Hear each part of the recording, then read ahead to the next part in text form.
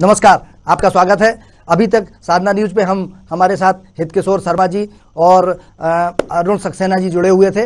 अब मैं आपके साथ जुड़ा हूं और चर्चा में हमारे पैनलिस्ट भी, चूंकि लंबी चर्चा चल रही थी, पैनलिस्ट भी हमारे बदले हैं। भारतीय जनता पार्टी से हमारे साथ तपन तोमर जी जुड़ी हैं, उनका स्वागत करते हैं हम। और पहले से हमारे साथ जो लोग जुड़े हुए थे, अब आनंद तारण जी भी जुड़ गए हैं, उनका भी हम स्वागत करते हैं, कांग्रेस से हैं। तोमर जी, तारण जी, आपका स्वागत है। क्या लगता है आपको, जिस बजट पे पूरे देश में चर्चा होती है, मध्य प्रदेश का बजट ये माना जाता है कि मध्य प्रदेश प्रगतिशील राज्य है और विकास की तेजी से विकास के क्षेत्र में बढ़ रहा है, तो क्या जैसा जगदीश देवड़ा जी ने आज जो प्रस्तुत किया है, आपको लगता है, आनंद जी, पहली प्रतिक्रिया आपकी क्या होगी बजट को लेकर?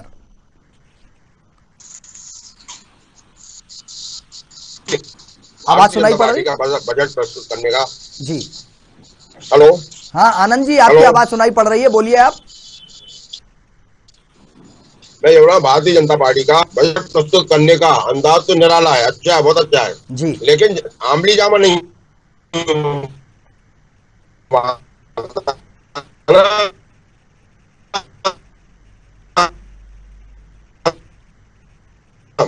जी जमीन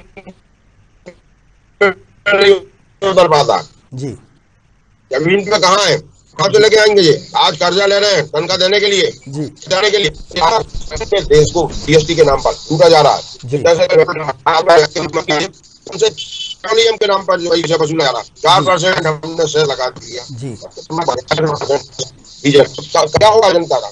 अब हम इस हाथ से तो एक आना ले रहे हैं, दूसरे हाथ से 4 आने ले रहे हैं, जी, तो जनता को कहाँ विश्वास है?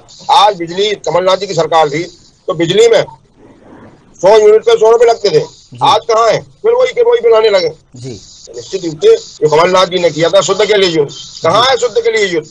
मिलावट पर कहाँ आज प्रहार हो रहा है? केवल और केवल जो माफिया पर प्रहार कर रहे हैं वो भी बदले भक्ति भावना के साथ। तो आप काम अच्छी है, आपकी भावना अच्छी है, लेकिन उसको जमीन पर तो लाइए। आप अपनी जमा तो बनाइए और विपक्ष को विश्वास में लीजिए। सशक्त विपक्ष है, विपक्ष को विश्वास लिएगा। अच्छा, दूसरा ये है, किसान कर्जे की हमने घोषणा की थी जी, हमने 27 लाख किसानों का कर्जा माफ किया। किसानों का कर्जा माफ करने की अब जवाबदारी आपकी साथ है, क्योंकि हमारे जी, आज आपकी आवाज नहीं आ रही है आनंद जी।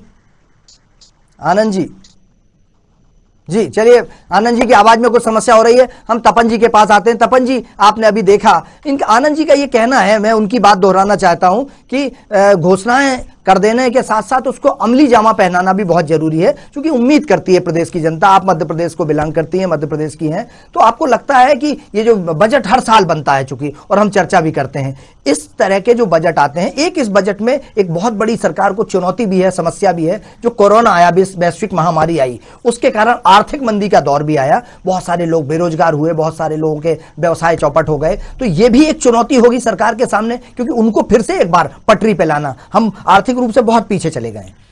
शिशिर जी, सर्वप्रथम तो हमारे भाजपा के मध्य प्रदेश के पूर्व अध्यक्ष श्री नंद कुमार सिंह जी चौहान जी का निधन हो गया है, जैसा कि हम सभी जानते हैं। तो मैं अपने पूरे भाजपा परिवार की ओर से उनको श्रद्धांजलि अर्पित करती हूं। बात आगे बढ़ाते हुए, जिस तरह से आपने कहा कि आज मध्य प्रदेश सरकार ने बजट प्रस्तुत किया, मैं आपको बता दूं कि 2,41,375 का जो ये बजट है वो 5 बिंदुओं पर आधारित है। दवाई, कमाई, सिंचाई, सुनवाई और कार्यवाही। इन माध्यमों से आत्मनिर्भर भारत की ओर जाते हुए सर्वांगीण विकास किस तरह से किया जा सकता है, इस पर मध्य प्रदेश की सरकार तब काम करेगी जब पिछले 1 वर्षों से हम कोरोना की महामारी से जूझ रहे हैं। आप याद कीजिए 2.5 वर्ष पुराना समय, जब उसके भी 15 वर्ष पहले जब एक बंठाढार सरकार हमको मिली थी और कर्जे में था मध्य प्रदेश, हमको कोई खजाना भर करके नहीं देके गए थे दिग्विजय जी, लेकिन शिवराज जी की सरकार ने अगर कर्जा लिया तो मध्य प्रदेश की जनता को वो सभी सुख सुविधाएं उपलब्ध कराई जिसके वो हकदार थे, चाहे फिर वो कन्यादान योजना हो, चाहे फिर वो संबल योजना हो, चाहे वो रकबा हमारा कृषि का बढ़ाने की बात हो, हमने 7 बार कृषि कर्मठ पुरस्कार भी जिस तरह से जीता, या सड़क है, बिजली है, पानी है, अनेक योजनाएं थी जो जमीन पर दिखाई दी और हम लोग लगातार विकास की राह पर आगे बढ़ रहे थे। 2.5 वर्ष पहले राहुल गांधी जी आए और उन्होंने कहा कि 10 दिन में अगर कर्जा माफी नहीं हुई तो हम मुख्यमंत्री बदल देंगे, और बेरोजगार भत्ता और कन्यादान योजना और जने क्या क्या शगुफे छोड़े और चले गए। लेकिन हाँ, पर हम सभी जानते हैं कि जिस तरह से अभी तारण जी कह रहे थे कि 27 लाख किसानों के इन्होंने जो कर्ज माफी की वो केवल प्रमाण पत्रों पर की, जमीन पर कुछ भी नहीं था। और इसका सीधा सीधा प्रमाण है कि आपका उपचुनाव में आपकी हारी हुई जनता ने आपको नकार दिया। देखिए, कुल मिलाकर के चाहे केंद्र का बजट हो चाहे मध्य प्रदेश का बजट हो, आत्मनिर्भर भारत हम किस तरह से बना सकते हैं, किसानों को किस तरह से उनकी फसल की उपज के लिए चाहे खाद हो, चाहे बीज हो, चाहे बिजली हो, चाहे पानी हो, घर घर तक नल जल कनेक्शन कैसे पहुंचाया जा सकता है, ग्रामीण बच्चों के लिए शिक्षा का स्तर कैसे ऊंचा किया जा सकता है, आंगनवाड़ी को किस तरह से समृद्ध किया जा सकता है, इन सभी विषयों पर बजट हमारे सामने प्रस्तुत है। स्वाभाविक है हम सभी मिलकर के इस और आगे बढ़ेंगे और आने वाले समय में इस बजट का जो लक्ष्य है वो हम प्राप्त करेंगे।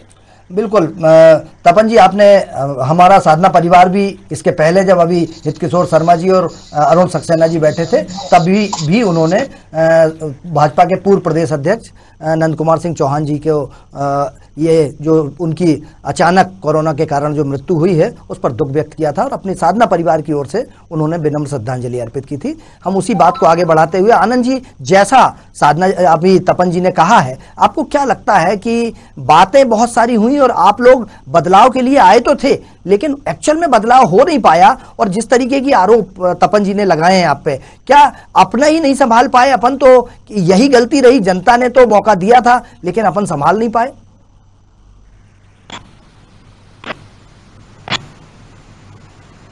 आनंद जी, आपको सुनाई जी। कांग्रेस परिवार भी दुखी है और हम भी उन्हें विनम्र श्रद्धांजलि अर्पित करते हैं जी, जो भारतीय जनता पार्टी के पूर्व प्रदेश अध्यक्ष भी हैं जी। दूसरा ये कि 27 लाख किसानों का कर्जा माफी की बात जी, ये तो भारतीय जनता पार्टी ने विधानसभा के पटल पर रखा है जी। हमने तो जो किया था वो बोला, और भारतीय जनता पार्टी तो पहले भी बोल रही थी और आज भी बोल रही है, झूठ पे झूठ बोल रहा है भाई। विधानसभा के पटल पर पिछली बार भारतीय जनता पार्टी के मंत्री ने रखा है इसका जी, 27 लाख किसानों का कर्जा माफी जी। और आप भी आपके पास गेंद आपके पाले में, क्योंकि सिंधिया भी उसी कर्जा माफी की घोषणा में शामिल थे। अब सिंधिया जी आप पे साथ चले गए। और भैया, एक संवेदनशील सरकार का, एक जनहितैषी सरकार का कर्तव्य है कि जो जनता से हमने वायदे किए उन्हें हमें पूरा करने चाहिए। वो सरकार कोई हो, सरकार बदल गई, 5 साल के टर्म के लिए क्या सरकार आपने गिरा दी हमारी, अब जवाबदारी आपकी है, क्योंकि घोषणा पत्र कांग्रेस का लागू हुआ था, जनता ने मैंडेट कांग्रेस को दिया था। आप अपनी तारीफ कितनी ही करो कि हमने 15 साल में ये कर दिया, लेकिन 15 साल के कुशासन के बाद जनता ने कांग्रेस को मदद की थी, कांग्रेस को वोट दिया था, कांग्रेस को विश्वास अर्जित किया था।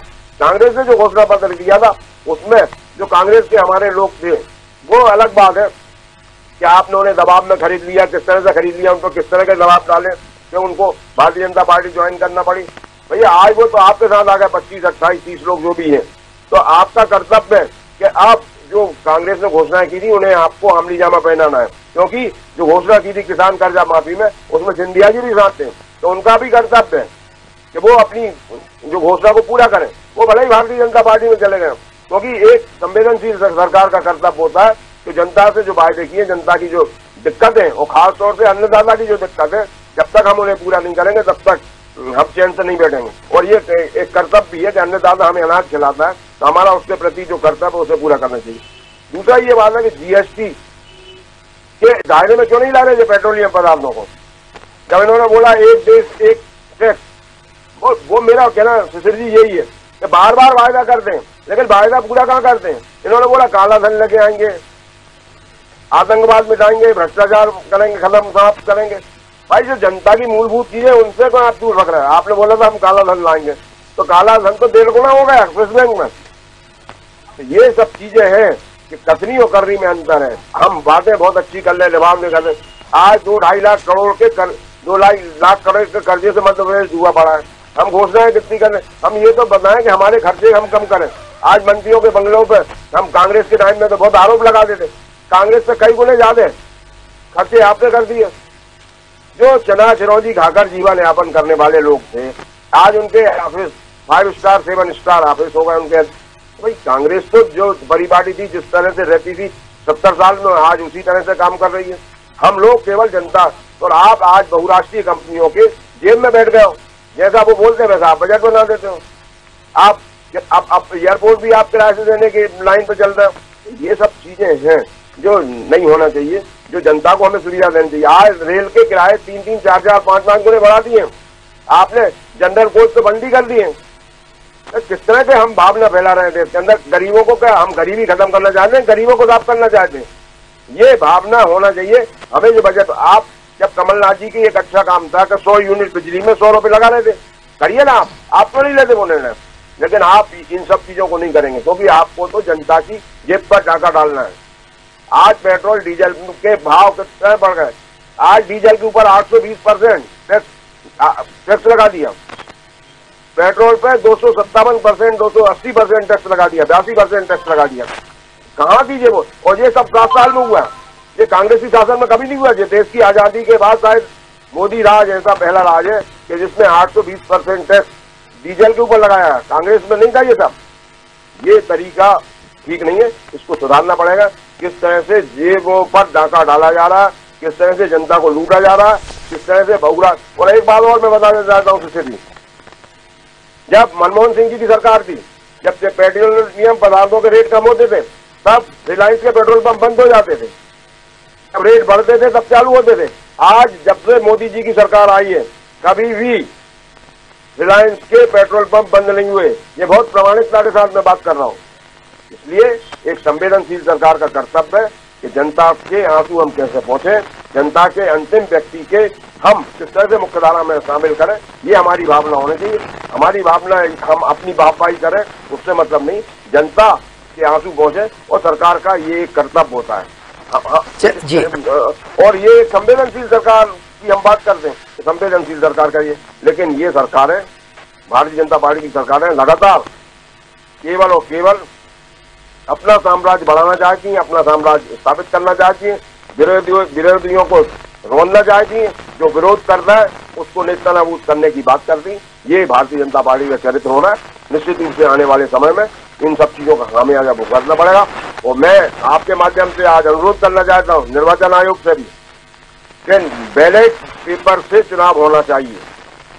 निश्चित रूप से वो सबके लिए लागू होगा, उसमें कांग्रेस। चलिए मैं तपन जी के पास, आनंद जी तपन जी के पास आना चाहता हूं। तपन जी से पूछ रहे हैं कि जिस तरीके का आप आरोप लगा रहे हैं उसके साथ एक चीज और कि लगभग 2,10,000 करोड़ रुपए का कर्जा है मध्य प्रदेश में, और आपने जो अभी बजट बताया इतने लाख करोड़ का बजट है, इसमें कहीं ना कहीं समस्या तो आएगी कहीं ना कहीं, क्योंकि बजट और कर्जे पे लगभग बराबरी पे चल रहा है और मध्य प्रदेश को अभी विकास के राह पर बहुत आगे जाना है। कैसे आय के स्रोत डेवलप करेंगे, किस तरीके से होगा कि पैसा भी आता रहे और विकास कार्य भी ना रुक सके? जी मुझे जी देखिए शिशिर जी, अभी कुछ दिनों पहले राहुल गांधी ने केरल में एक बयान दिया था कि उत्तर भारत और मध्य भारत के जो लोग होते हैं वो सतही लोग होते हैं, उनको मुद्दे समझ में ही नहीं आते, उनसे बात करना बेकार है। तो सबसे पहले तो मैं कांग्रेस के प्रवक्ता से ये पूछना चाहती हूं कि वो किस आधार पर ये शगुफेबाजी कर रहे हैं? क्या वो ये समझ रहे हैं कि मध्य प्रदेश की जनता इनके शगुफों को समझेगी नहीं? पहली बात तो ये, इसलिए शगुफे छोड़ना बंद करें। कांग्रेस की व्हाट्सएप यूनिवर्सिटी से जो आप लोग पढ़ करके आते हैं वो बिल्कुल निराधार होता है, किसी भी तरह से तथ्यात्मक और तर्क संगत नहीं होता है। दूसरी बात, आप कह रहे हैं कि जो वायदे हमने पूरे किए वो आप पूरे करो। साहब, आपके राहुल गांधी जी को अगर समझ नहीं है भारत देश की जनता की कि वो क्या चाहती है और क्या नहीं चाहती है, 10 दिन का जुमला छोड़ करके वो यहां से जाते हैं और आप ही के राहुल गांधी जी ज्योतिरादित्य जी का चेहरा दिखा करके चुनाव लड़ते हैं और मुख्यमंत्री कमलनाथ जी को बना देते हैं। जब मध्य प्रदेश की सरकार कमलनाथ जी की होती है और कमलनाथ जी के मंत्री ही उन पर तरह तरह के आरोप मढ़ते हैं कि ये माफियाओं के संरक्षक हैं, ये किस तरह से बात नहीं करते हैं, चलो चलो कह देते हैं, काम नहीं करते हैं, वल्लभ भवन में दलालों का अड्डा हो गया है, ये हम तो कह ही रहे थे, लेकिन कांग्रेस के विधायक और मंत्री भी दोषारोपण कर रहे थे कि किस स्तर तक पैसा ऊपर तक जा रहा था और 281 करोड़ ईडी छापे में जो मिले थे वो पूरे मध्य प्रदेश के सामने है। इसलिए यह कहना सर्वथा अनुचित है कि भाजपा ने खरीद लिया या बेच दिया। आपका ये बिकाऊ टिकाऊ शुद्ध युद्ध सब धराशायी हो चुका है। उपचुनाव में जो रिजल्ट आने थे वो आ चुके हैं और अब भारतीय जनता पार्टी की सरकार मध्य प्रदेश में है। इसलिए कुल मिलाकर के जो वायदे आपने पूरे किए थे उनका तो मैं नहीं जानती, लेकिन हमने जो वायदे किए थे, चाहे वो आयुष्मान भारत हो, चाहे वो लाडली योजना हो, चाहे वो कन्यादान योजना हो, चाहे वो अंतिम संस्कार के लिए 5,000 रुपए हो या किसान सम्मान निधि हो, साहब आपने सारी योजनाएं बंद कर दी थी। आप किस मुंह से कहते हैं कि जो वायदे आपने पूरे किए वो भाजपा पूरी करे? भाजपा जो योजनाएं चला रही थी, जो मध्य प्रदेश की शिवराज जी की सरकार जो संबल योजना चला रही थी, उसको आकर के कमलनाथ जी तो बंद कर देते हैं। माननीय प्रधानमंत्री जी के द्वारा दी जाने वाली योजनाओं को लागू नहीं होने देते हैं। किसानों का प्रीमियम बीमे का भरते नहीं है और वो डिफाल्टर हो जाता है।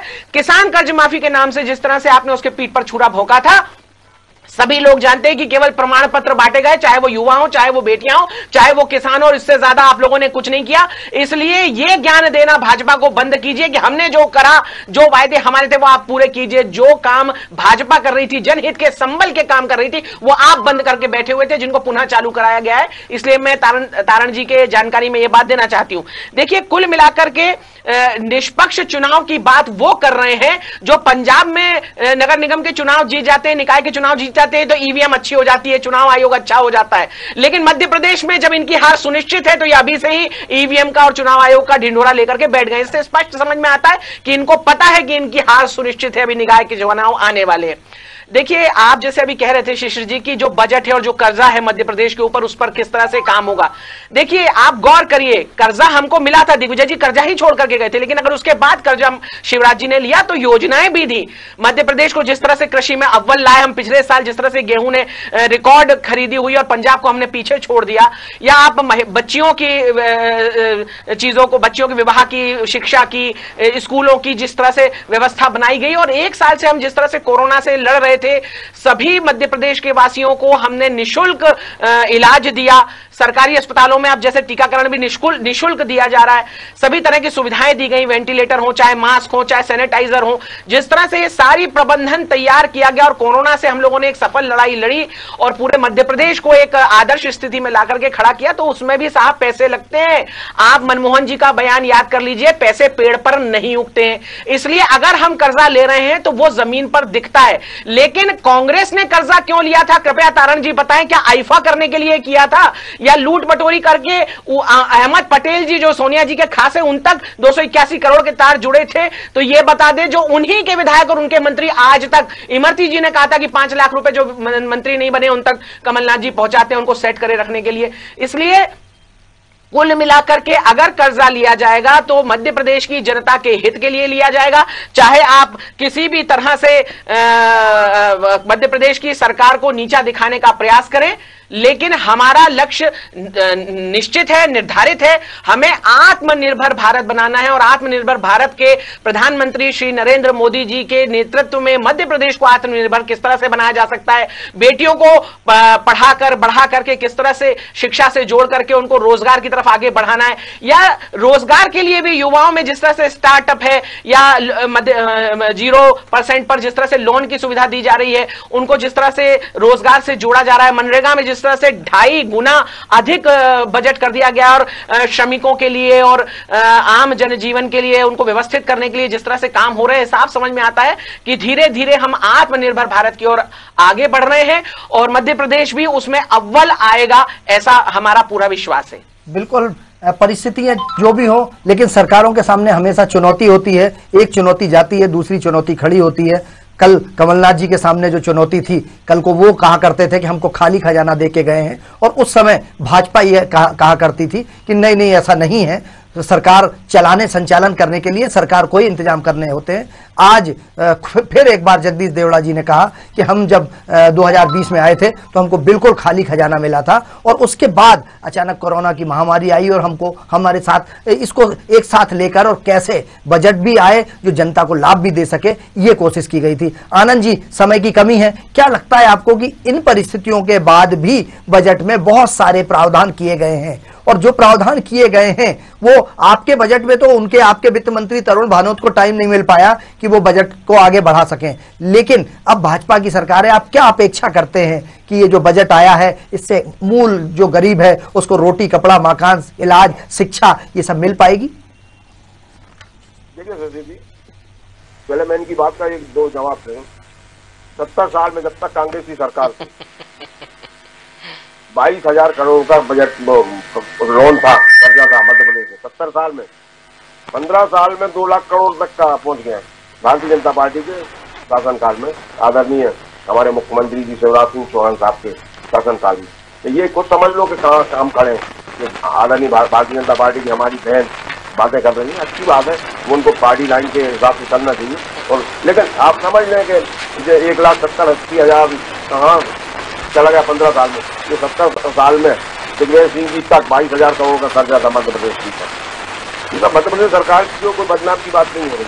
मध्य प्रदेश में सरकार सबकी है, चाहे भारतीय जनता पार्टी की रही हो या कांग्रेस की रही हो। सरकार हर व्यक्ति की, मेरी भी है, उनकी भी और आपकी भी है। मध्य प्रदेश सरकार की बात नहीं कर रहे हैं अपन, बदनाम नहीं कर रहे मध्य प्रदेश को, भाजपा सरकार को बदनाम कर रहे हैं। ये अपन देख लें। हमारी बहन जी से अनुरोध है कि भारतीय जनता पार्टी की सरकार की बात कर रहे हैं। मध्य प्रदेश तो बहुत महान है, विशाल है मध्य प्रदेश। मध्य प्रदेश के लोग बहुत अच्छे हैं, उन सबको हम प्रणाम करते हैं। लेकिन खजाना खाली तो आपने दिया ना। हम तो 15 महीने के लिए आए थे। अब देवराज जी कह रहे हैं खजाना खाली, तो 15 साल वाली सरकार कुछ नहीं कर पाई, वो कर्जा ले चुकी। हमने तो कोशिश करी थी कि हम किस तरह से निवेश लेके आए और काम करें। और निश्चित रूप से भारतीय जनता पार्टी की सरकार की, केंद्र सरकार की जड़ें हिल रही थी। आदरणीय शिवराज जी ने बोला कि हमें तो केंद्र सरकार के नेताओं से, बड़े नेताओं से आदेश है कि मध्य प्रदेश की कमलनाथ सरकार को गिराया जाए। कैसे गिरा? हमने 100 रुपए में 100 यूनिट बिजली दी है। आप भी करके बताइए ना। हम तो जानते हैं, मील का पत्थर बनाए ना, उससे आगे बढ़े हम। जब हम दूसरों को दे रहे हैं, अभी आपने, हमारी बहन जी ने बोला कि हम दिल्ली में मेट्रो चला रहे हैं, भारतीय जनता पार्टी कोई प्रवक्ता ने बोला, तो मेट्रो चला रहे हैं और उनको बिजली दे रहे हैं, तो हम हमारे प्रदेश वालों को क्यों लूट रहे हैं? उनको क्यों नहीं कम रेट में दे रहे हैं बिजली? हम दूसरों को कम रेट में दे रहे हैं, हमारे मध्य प्रदेश के लोगों को क्यों नहीं दे रहे कम रेट में? किस तरह से ये लूटमार मचा रखी भारतीय जनता पार्टी की सरकारों ने? निश्चित रूप से वो शर्मनाक है। लेकिन अगर उनने कोई कार्य योजना बनाई है, निश्चित रूप से विपक्ष के नाते जनहित में कोई भी सहयोग होगा, कांग्रेस उस कदम में 4 कदम आगे काम करेगी। लेकिन लफाफियों से काम नहीं चलने वाला, बातों के जमाखट से काम नहीं चलने वाला, केवल और केवल बहुराष्ट्रीय कंपनियों के हिसाब से अपनी नीति निर्धारण करने से काम नहीं चलने वाला। आज हमारी सरकारी एजेंसियों को भेजा जा रहा है, सरकारी कारखानों, कल कारखानों 9 रथ से उनको भेजा जा रहा है। आज जो हमारे गरीब लोग हैं उनको रेलवे में बैठने में तकलीफ होने लगी है। अगर भोपाल से बीना जाना है, पहले आदमी 10-20 रुपए में चले जाता था, आज उसे 70-80 रुपए, 100 रुपए का देना पड़ता। और इस तरह का माहौल बना रखा है, कोरोना के नाम पर किस तरह से डर फैला रखा है लोगों के अंदर।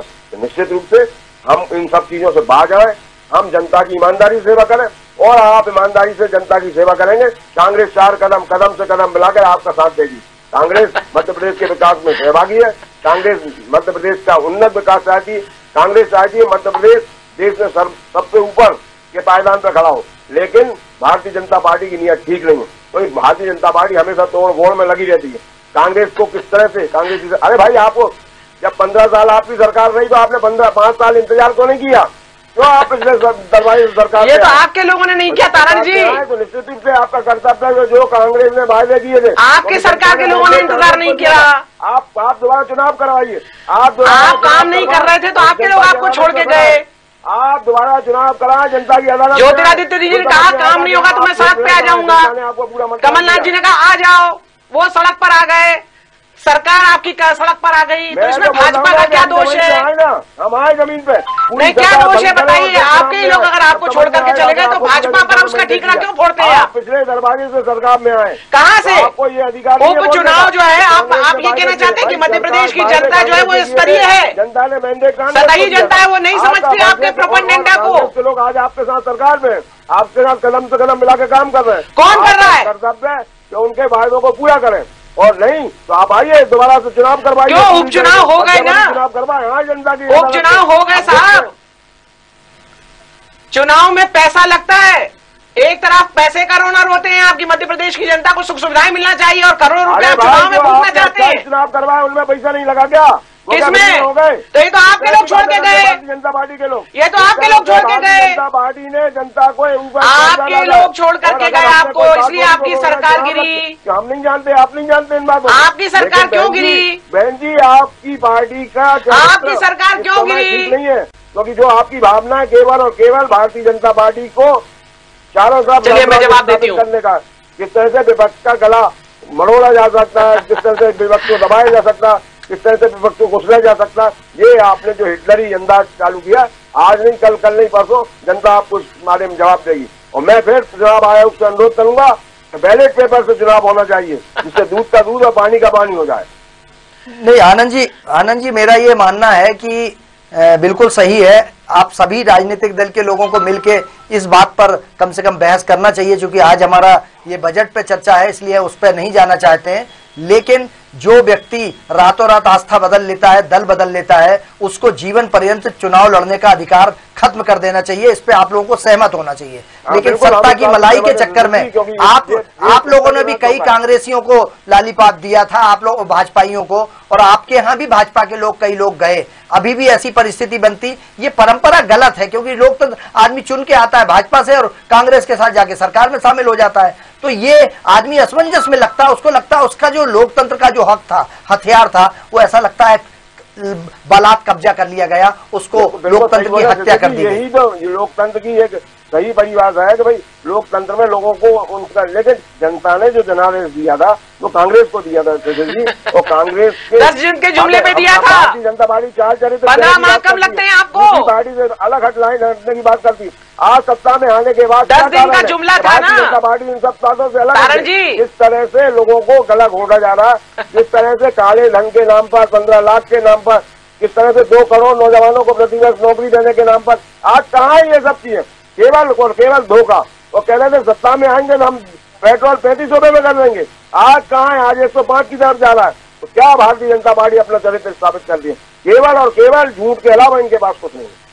देखिए 2018 में शिशिर जी कमलनाथ जी ने कहा था कि हम जीतेंगे तो 5 रुपए कम करेंगे, और 2 रुपए 14 पैसे बढ़ा दिए थे आते से ही जी। इसलिए तारण जी तो हमें ज्ञान दे रहे हैं। भाई 2014 की राजस्थान में 36% वेट लगा रहा है, महाराष्ट्र में 41% वेट लग रहा है। आरोप लगाएंगे आपकी सरकारें क्या कर रही है? आप यहाँ बैठकर तो ज्ञान दे रहे हैं, लेकिन आपकी सरकारें जहाँ पर है वहाँ पर जिस तरह से पेट्रोलियम पदार्थों पर वेट लगाया जा रहा है, क्या उनको कम करा करके आप आदर्श स्थापित नहीं कर सकते? शुरुआत कीजिए ना, आप तो स्वतंत्रता संग्राम की लड़ाई के भागीदारी हैं, इसलिए दूसरों को ब्रह्म ज्ञान देना बंद करिए। आप खुद स्वयं सूखे पाषाण हैं। दूसरी बात, अडानी अंबानी की बात आप करते हैं। अभी कुछ दिनों पहले मानक अग्रवाल जी का बयान आया था, कमलनाथ जी ने जिस तरह से अडानी अंबानी को पुरस्कृत किया और अभी आगे बढ़ाया, वो मानक अग्रवाल जी ने कहा है आप अपने गरिबान में झांक लें। नहीं, मानक अग्रवाल जी ने क्या कहा कुछ दिन पहले? ये जो उद्योगपतियों को आप दिन रात कोसते रहते हैं, उन उद्योगपतियों का आपके राहुल गांधी, प्रियंका वाड्रा और कमलनाथ जी से क्या रिश्ते हैं? इन लोगों ने किस तरह से उपकृत किया था अपने शासनकाल में, इनको कभी इस पर गौर किया है? ऐसे ही करोड़पति बन गई है भाजपा की सरकार 2014 के बाद, इसलिए ज्ञान देना बंद करिए। दूसरी बात, सरकार अपनी मनमोहन सिंह जी की, हाँ, अडानी अंबानी जी को पुरस्कृत किया जाता था, उनको तरह तरह के कॉन्ट्रैक्ट दिए गए। रिलायंस को पंजाब में जिस तरह से आगे बढ़ाया अमरिंदर सिंह ने, आप भूल रहे? अमरिंदर सिंह जी ने रिलायंस को जमीन दी। सरकार है, तब से रिलायंस का कोई भी पेट्रोल पंप बंद नहीं हुआ। देखिए, कुल मिलाकर के ये बात करते हैं बिजली की, लेकिन पुराने और घटिया हल्के स्तर के ट्रांसफार्मरों को बदलने के नाम से जिन्होंने जिस तरह से उगाही की और जिस तरह से ट्रांसफर उद्योग चलाया, व्यवस्था को ठीक करने के लिए पूरे मध्य प्रदेश की जनता जानती है, चाहे रेत माफिया हो, चाहे भू माफिया हो, चाहे ड्रग माफिया हो, सभी के साथ साठगांठ करके जिस तरह से ये लोग उगाही कर रहे थे। कमलनाथ जी की सरकार अपने कुकर्मों की वजह से गिरी, क्योंकि कांग्रेस के लोग ही इनसे असंतुष्ट थे। उमंग सिन्हा जी ने यहाँ तक कह दिया था कि दिग्विजय जी जो है वो इन सभी माफियाओं के हेड हैं और इनके साथ उगाही करने के लिए आगे बढ़कर के काम करते हैं, और कमलनाथ जी उनको संरक्षण देते हैं। और जब भी कांग्रेस का विधायक उनसे जाकर के बात करने की कोशिश करता है तो कह देते हैं चलो चलो। तो साहब, आपको चलता कर दिया तो आप भाजपा के ऊपर क्यों अपना दोषारोप करते हैं? विकास की बात कीजिए, काहे कि क्यों आपके गरिबान में झांकेंगे तो आपको बुरा लगता है? आप कमलनाथ जी के ऊपर आरोप लगा, क्यों नहीं आएंगे? वो नेता प्रतिपक्ष और विधानसभा गए, 12 लोगों को नियुक्त कर दिया और भाग गए। कहाँ गए थे विधानसभा के सत्र में कमलनाथ जी? एक तरफ अध्यक्ष भी बनते हैं और दूसरी तरफ ग्वालियर में गोडसे समर्थक के साथ गठबंधन कर लेते हैं। किस मुंह से कहते हैं आप गांधी विचारधारा? किस मुंह से कहते हैं आप लोग गांधी विचारधारा? गोडसे के साथ, गोडसे के हत्यारे के साथ, उसके मंदिर के पुजारी के साथ आप लोग गठबंधन करते हैं और यहाँ बैठ करके ज्ञान देते हैं। विकास की बात की, शर्म आनी चाहिए आपको। अरे वो बोल रहा है हमें तो बेवकूफ नहीं नहीं, आपके अरुण यादव जी ने क्या बोला? क्या बोला आपके अरुण यादव जी ने? गांधी जी का, गांधी जी बापू हम शर्मिंदा है। अरे शर्मिंदा होना सीखिए आप लोग। 70-74 वर्षों में जिस तरह से बंटाढार किया है आपने, भारत देश का और मध्य प्रदेश का भगवान की कृपा है कि आदरणीय नरेंद्र मोदी जी जैसा प्रधानमंत्री हमको मिला, जिसने आत्मनिर्भर भारत की ओर आपदा को अवसर के रूप में प्रयोग किया और आज पूरे विश्व में हमारा डंका बज रहा है। लोग बाग मध्य प्रदेश और भारत को आदर की दृष्टि से देखते हैं। आज पूरा विश्व आशा की नजरों से देख रहा है और विश्व गुरु बनने की तरफ जिस तरह हम आगे बढ़ रहे हैं, आप लोग किसानों को भड़का करके जब किसानों के हित के लिए योजनाएं लाई जाती हैं तो आप दिल्ली घिरवाने की कोशिश करते हैं, टुकड़े टुकड़े गैंग के साथ मिलकर के देश में आग लगाने की कोशिश करते हैं, दिल्ली को दंगा करने की कोशिश करते हैं और यहाँ बैठ करके आप ध्यान देते हैं कि विपक्ष जो है वो सरकार के साथ है। साहब आप ना केंद्र में सरकार के साथ है, ना आप मध्य प्रदेश में सरकार के साथ है। आप लोगों को केवल तोड़ना आता है, फूट डाल और राज करना आता है और इसके अलावा अंग्रेजों द्वारा निर्मित कांग्रेस का कोई काम नहीं है। जो अंग्रेजों की नीति हुआ करती थी, फूट डालो राज करो, वही काम कांग्रेस करती आई है और उसी का दुर्भाग्य है कि हजारों बार कांग्रेस का विघटन हो चुका है और अब XYZ भी होने वाला है। मध्य प्रदेश और देश में जो 23G हैं, जो इन्होंने जम्मू कश्मीर में बैठक करी सोनिया गांधी और राहुल गांधी के विरुद्ध, उनको हटाने के विरुद्ध, तो आप बताइए कि मध्य प्रदेश में भी क्या वो हालात नहीं बन रहे जिस तरह से मानक अग्रवाल जी का बयान आ रहा है, जिस तरह से अरुण यादव जी का बयान आ रहा है और कमलनाथ जी के प्रति अविश्वास उन्होंने व्यक्त किया है। साहब आप अपने गरिमान में झांकिए, अपने कुनबे को संभालिए और मध्य प्रदेश सरकार के अच्छे कामों में सहयोग करने के लिए आगे आइए। अगर आप लोग नहीं सुधरे तो वो समय दूर नहीं है जब आपका नाम लेने वाले लोग भी नहीं बचेंगे। आप विकास की बात कीजिए, जवाब दीजिए कि क्या करेंगे, कैसे करेंगे, किस तरह से जो आपने घोषणाएं की ये जानने के लिए पहुंचते नहीं है विधानसभा और प्रवक्ता यहाँ करके ज्ञान देते हैं। मैं एक बात और कहना चाहती हूँ शिशिर जी, कमलनाथ जी ने भी कुछ दिन पहले क्या कहा, न्यूज चैनल सुनने वाले निर्णय नहीं कराते, तो किस आधार पर बैठकर यहाँ गप्पे कर रहे हैं न्यूज चैनल पर? जब न्यूज चैनल देखने वालों को बुद्धि ही नहीं है, बुद्धिहीन लोग हैं जो न्यूज देखते हैं कमलनाथ जी के अनुसार, तो फिर आप बैठ करके यहाँ क्यों ज्ञान देते हैं न्यूज चैनल्स पर? जाइए और सीरियल देखिए, सास बहू का लड़ाई झगड़ा देखिए। आनंद जी मेरा एक और सवाल था, ये तपन जी ने इस मुद्दे को बहुत गहराई से उठाया है। मध्य प्रदेश के संवेदनशील मुख्यमंत्री शिवराज सिंह चौहान सदन में जब बोल रहे थे और अभी बजट पर भी जो चर्चा हुई, क्या आपके मध्य प्रदेश की कोई मजबूरी है कांग्रेस की कि प्रदेश अध्यक्ष भी वही, नेता प्रतिपक्ष भी वही और उनको टाइम नहीं है मध्य प्रदेश के लिए? मध्य प्रदेश की सदन में रह के कड़ा प्रहार कर सकते थे, एकजुट होकर आज बजट पे बात कर सकते थे, लेकिन उनके पास समय नहीं है। कहाँ व्यस्त रहते हैं? क्या कांग्रेस के अलावा उनकी दूसरी जिम्मेदारियां ज्यादा जरूरी है क्या? जिसका खामियाजा, ये बात सारे विधायक भी बोलते थे, उनके मंत्री भी बोलते थे कि सारे पदों पे एक साथ ना रहें सर, सबको इसको बांटें, सारे लोगों को इसको डिस्ट्रीब्यूट करें। तो आज वो असंतोष फूल रहा है, आगे बढ़ रहा है क्या? नहीं शिशिर जी, ऐसा कुछ नहीं है, ऐसा ही है। ठीक है। और जहाँ तक अभी ये लोग छिंदवाड़ा विकास को मध्य प्रदेश विकास समझने लगे। अब यार ये बोल रहे हैं साहब, छिंदवाड़ा मध्य प्रदेश नहीं है। तपन जी बिल्कुल महत्वपूर्ण योजनाएं मध्य प्रदेश से छीन करके छिंदवाड़ा ले। हाँ, अपन तपन जी से ज्ञान देते हैं कांग्रेस के प्रवक्ता। तपन जी, मैं आनंद जी से इस मुद्दे पर पूछ लूं जी, बताइए आनंद जी। तपन जी क्या पहले अपने नेताओं आप अपने गरिमान में झांकिए महोदय, आपकी पार्टी के लोग आपसे संतुष्ट हैं। तपन जी उनको सुन लें, फिर जवाब। आप भी बहुत पुरानी नेता हैं भारतीय जनता पार्टी की, बहुत वरिष्ठ प्रवक्ता हैं, जब अपने नेताओं को सिखा दें ज्यादा अच्छी। ये चाटुकारिता यहाँ नहीं चलेगी, भाजपा में लोग चाटुकारिता पसंद नहीं करते। मुद्दे पे आइए, मैं बड़ी हूँ, छोटी हूँ, पुरानी हूँ, नई हूँ, बात मुद्दे की कर रही हूँ। कहाँ है कमलनाथ जी? मध्य प्रदेश के विकास के लिए बजट दिया जा रहा है और कमलनाथ जी गायब है, सदन में नेतृत्व तो नहीं करते हैं, 12 लोगों को नियुक्त कर देते हैं और फिर यहाँ आकर के प्रवक्ता ज्ञान देते हैं। अरे सर जी मैं अलग और जब कमलनाथ आनंद जी बोलिए कि न्यूज चैनल्स पर देखने वाले लोग निर्णय नहीं करते, उनकी बुद्धि कम होती है, तो आप लोग यहाँ आकर के ज्ञान क्यों देते हैं? मैं तो ये जानना चाहती हूँ। आनंद जी तपन जी इनको सुने, पूरी तरह से सुने जी, बताइए। अब और उन्हें बोलना पूछ लो। नहीं तपन जी हम पूरा सुनेंगे, फिर आप जवाब दीजिएगा जी। आनंद जी बोलिए। ऐसा है शिशिर जी, पता नहीं भारतीय जनता पार्टी वालों को आजकल अपनी बुराई भी सुनना पसंद नहीं जी। आजकल इतने वो हो गए हैं ये लोग जी, बिल्कुल हिटलर की चाल पे चल रहे हैं। अरे ये तो आपके कांग्रेस के नेता कर रहे हैं। तपन जी सुने, उसके बाद भारतीय जनता पार्टी की सरकारों की, तो वो सुनना पसंद नहीं करेंगे, उसे रोनने की कोशिश करेंगे जी। बाबूलाल जी को अगर कांग्रेस में लिया है जी, उनकी इच्छा थी कि कांग्रेस में शामिल होना। गोर से समर्थक को आपने ले लिया, जो उनकी भारतीय जनता किस मुंह से आप कहते थे कि भाजपा जो है वो गोर से समर्थक है? हमने कब कहा कि गांधी जी का हत्यारा हमारा है? और मैं आप कांग्रेस में था पहले। अरे आप तो वोट से समर्थक हैं, हल्ला मचाने की क्या जरूरत है? और देखिए शर्म आनी चाहिए। गांधी जी को केवल वोट और नोट के लिए आप लोगों ने इस्तेमाल किया। असल में आप गौर से विचारधारा के कुचलने और दबाने वाले लोग हैं। आप देश की जनता को जिस तरह से कुचला है आपने भ्रष्टाचार के माध्यम से, पूरा देश जानता है आज। ये भारतीय जनता पार्टी का चल, हमारे यहाँ तो हर व्यक्ति को बोलने की आजादी है। आपका चरित्र क्या है ये तो बता दीजिए। हम सब एक है। आपकी एक विचारधारा हो तो बताइए, और किस विचारधारा पर आपके नेता, राष्ट्रीय नेता, प्रदेश के नेता कायम रहते हैं, बताइए। करेंगे लेकिन ना अम्बेडकर जी की नीति पर चलते हैं, ना गांधी जी की नीति पर चलते हैं। आने वाले समय किसकी नीति पर चलते हैं आप लोग? कमलनाथ जी और राहुल गांधी की। ये भारत है, भारत भूमि है, यहाँ पर केवल संतों का देश है। ये संतों महात्माओं का देश है। लेकिन संतों के महात्माओं के नाम पर चर्चा में आने वाले लोग, संतों महात्मा के नाम पर चर्चा में आने वाले जनता को इतनी अकल नहीं है कि वो किसको चुन रही है। के साथ गद्दारी करेंगे तो निश्चित रूप से जनता ने अगर चुना है तो वो मान रही है ना।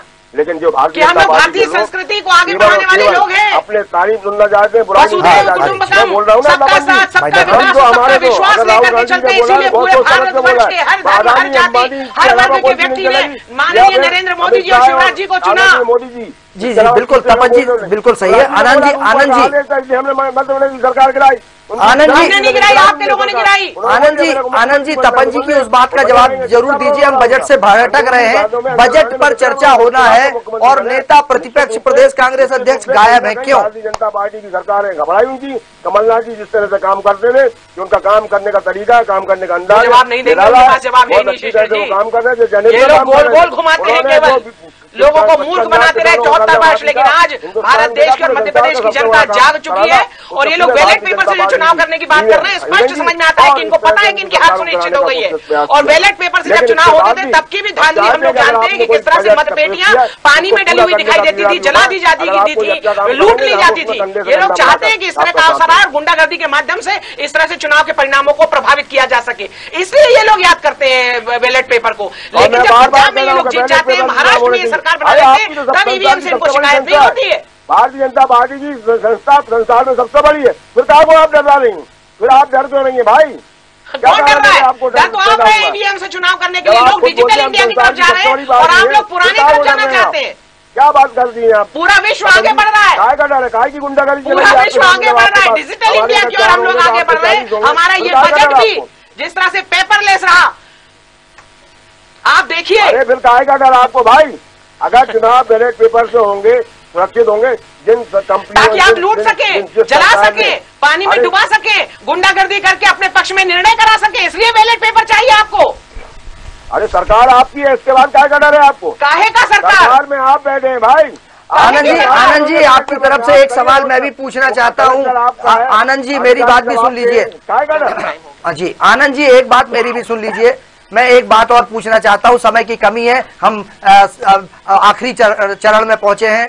क्या जिस तरीके से आपने चौरसिया जी को शामिल किया है, इसके पहले भी बहुत सारी ऐसे बातें आती थी। भारतीय जनता पार्टी ने 15 साल तक माफ करो महाराज का नारा लगाया था और उनको कहा जाता था कि ये लक्ष्मीबाई के हत्यारे हैं और देशद्रोही कहा जाता था। उसके बाद वो सिंधिया जी के साथ सरकार बना लेते हैं, विचारधारा तुरंत राष्ट्रीयता की तरफ चली जाती है और वो बदल जाती है। ऐसा ही संजय पाठक को विधानसभा में मैंने खुद देखा है। संजय पाठक माननीय कांग्रेस के विधायक थे, महाभ्रष्टाचार के आरोप लगाते थे, उनको उद्योगपति कहा जाता था। वो भाजपा में आते हैं, पवित्र हो जाते हैं। तो क्या आप लोगों की कोई विचारधारा नहीं होती है? सिर्फ पार्टी में शामिल कर लें उसको, उसके बाद तुरंत वो गंगा नहा लेता है और पवित्र हो जाता है, आपकी विचारधारा पे चला जाता है। और ऐसी परिस्थिति में हम जल्दी जल्दी में ये बोलते बोलते भूल जाते हैं कि 74 साल में देश को बर्बाद किया कांग्रेस ने। उसमें स्वर्णिम कार्यकाल हमारे स्वर्गीय अटल बिहारी वाजपेयी जी का भी रहा है। उसमें बहुत सारा कार्यकाल ऐसा रहा कांग्रेस के अलावा संबित सरकारों ने भी किया है।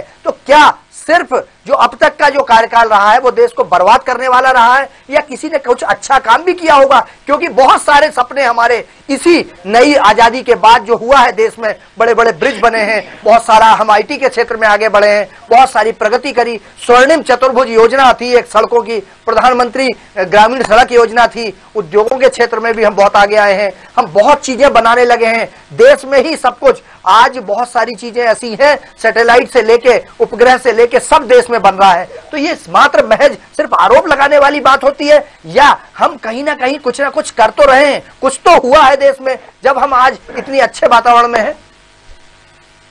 आनंद जी। हाँ देखिए, बिल्कुल सही बोल रहे हैं शशिर जी, आप बिल्कुल सही बोल रहे हैं। तो जो भावना परोसी जा रही है आज बोला जा रहा है कि मतलब छदम राष्ट्रवाद है।